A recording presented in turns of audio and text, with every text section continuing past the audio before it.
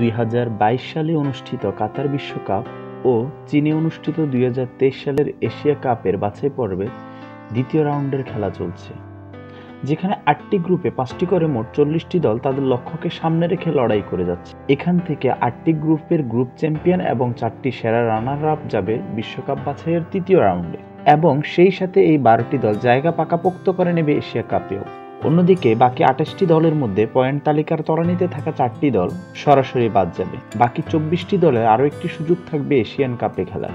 সেক্ষেত্রে 6টি গ্রুপে 4টি করে দল নিয়ে সাজানো 24টি দলের 12টি দল যুক্ত হবে আগে এশিয়ান কাপ নিশ্চিত করা 12টি দলের সাথে। এদিকে এশিয়ান কাপে বাংলাদেশের সুযোগ পাওয়াটা এখন নির্ভর করছে অনেকটা যদি কিন্তুর উপর।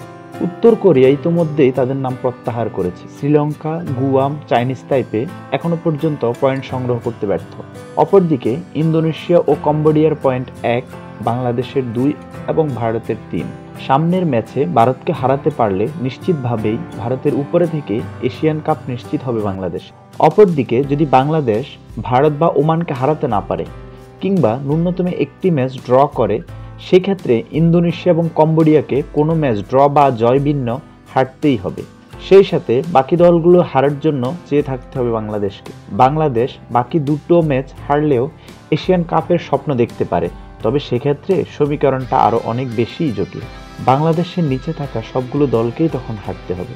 ফিফা র্যাঙ্কিংয়ে 917 পয়েন্ট নিয়ে বাংলাদেশের অবস্থান 184-তে।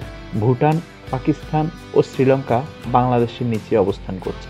যদি বাংলাদেশ এশিয়ান কাপে কোয়ালিফাই করে, তবে তা হবে বাংলাদেশ ফুটবলের জন্য এক নবজাগরণ। হয়তো বদলে যাবে আমাদের ফুটবলের চিরচেনা চিত্রটাই।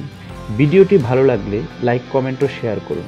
আর হ্যাঁ, অবশ্যই সাবস্ক্রাইব করে পাশে থাকা বেল বাটনে ক্লিক করুন। ধন্যবাদ।